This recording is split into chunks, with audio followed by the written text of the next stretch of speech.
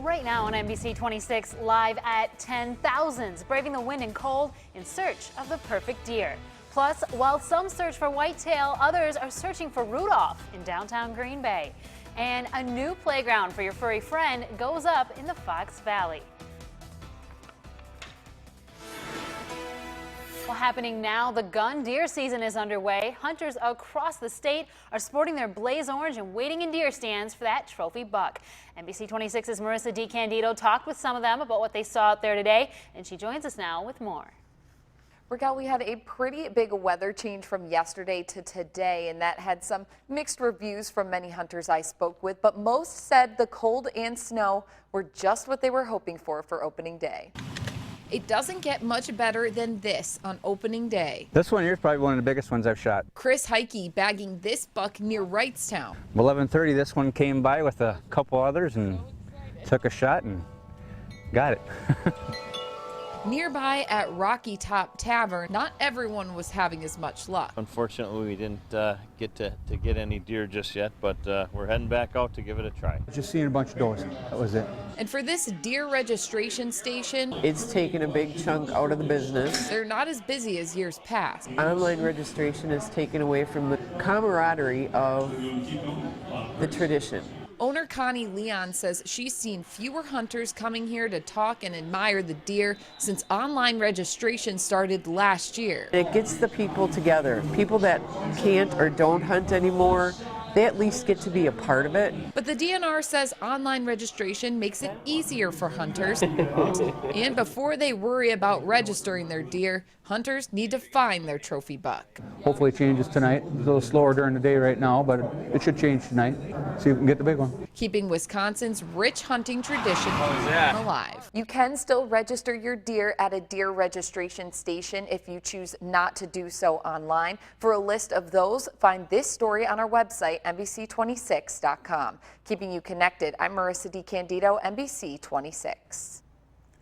Well, Governor Walker tweeting a picture of himself while on a hunt up in Vilas County. He wrote, enjoying the start of gun deer hunting season in northern Wisconsin. Well, 12 high school students, 6 from Appleton, 6 from Milwaukee, are taking part in a discussion on gun violence today. The goal of the panel is to create a better understanding on how gun violence affects Wisconsin's youth. Yeah, I think coming together, especially as young people, it kind of gives us perspective on, maybe we live in different areas, we have different experiences with this, but when we come together, we all kind of share that same goal of we want to diminish kind of the gun violence in our worlds, and it affects everyone, even though it is different. This meeting is a continuation of an almost year-long discussion on encouraging state senators to engage in the conversation on gun violence. Well, a power outage in Kiel left the entire city in the dark this morning. The power went out around 7 o'clock this morning and wasn't restored until around 11. Kiel police say the problem was a result of a relay, otherwise known as circuit, that opens and closes, that went out at a substation. Kiel City Hall was open as a warming shelter while crews worked to restore that power. A barn fire in the town of New Franken requires several crews to get it under control. The fire started just before 9 o'clock last night off of Church Road. The building was completely engulfed when crews arrived, but with the help of Green Bay, New Franken, and Bellevue fire departments, they were able to get those flames under control. The building that was being used as an art studio is now a complete loss. Well, the Packers haven't won in a month, but they look to get back on track tomorrow night on Sunday Night Football right here on NBC 26. For a preview, we go out to Washington, D.C., where Charlie Sakaitis now has the latest. Charlie? First against the Falcons, then the Colts, and in their most lopsided loss of the season last week in Tennessee, the Packers made it 3 straight losses. Now heading into Sunday's contest here in Washington, D.C., the turmoil is building, but turmoil is just something teams have to deal with in an NFL season. At least that's what Coach Mike McCarthy believes. No one walks through the NFL unscathed. So this is a tough spot as far as what's going on last week, 3 weeks. But really, you have to. If anything, it brings you back to your foundation. The last couple weeks, our third down and our red zone percentages have been down from where they need to be. So we got to pick that up. We got to find ways to score touchdowns in the red zone and start faster. We've been on the obviously behind the last few games too many times, and we need to give our defense some confidence by putting up some points in some early drives.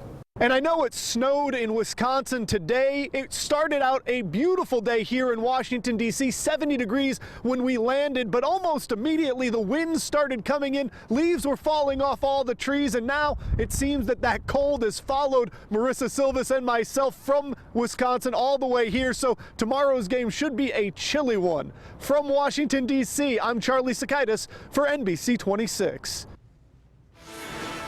There's a great weather report from Charlie. Yeah, it's going to be chilly for folks out there in D.C. That system continues to push off to the east, and the cold air is here, definitely northeast Wisconsin. Temperatures in the 20s, mostly cloudy skies. We do still have a few flurries out there still lingering across the area, but as high pressure builds on in and drier air moves on in, we should see these flurries end overnight and clouds start to break up as well. Wind chills in the teens. It's going to be a cold start for hunters tomorrow. Bundle up, dress warm, less windy tomorrow, but still a little bit breezy, keeping wind chills only in the 20s in the afternoon.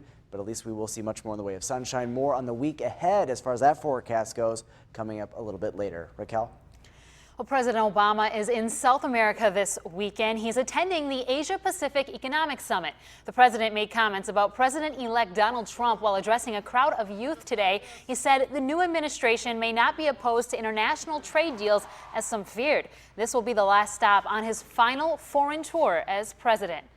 Well, President-elect Donald Trump is trying to fill dozens of positions in his upcoming administration. He spent the day meeting with potential candidates at his new golf course in New Jersey. NBC's Chris Pallone has that story. The Trump transition kicking into high gear over the weekend. The president-elect meeting with more than a half dozen people Saturday as he tries to round out his administration.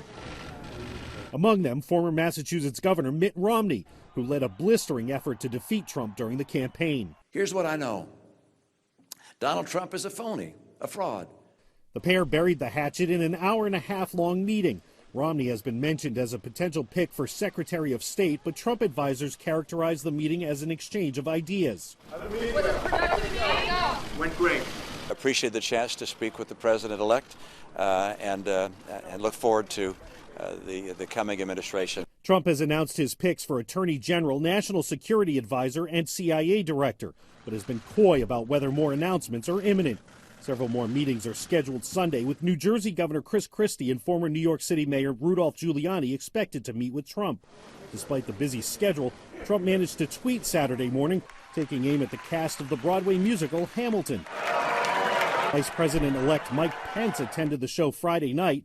From the stage, the cast urged Pence to represent all Americans. We, sir, we are the diverse America who are alarmed and anxious that your new administration will not protect us. Trump demanded an apology and said Pence was harassed. A cast member responded that conversation isn't harassment. Chris Pallone, NBC News, New York. Still ahead on NBC 26, a one-of-a-kind dog club opens in Neenah. How it's helping dog lovers across northeast Wisconsin. But first, colder weather has moved in, but is it here to stay? Your forecast is next.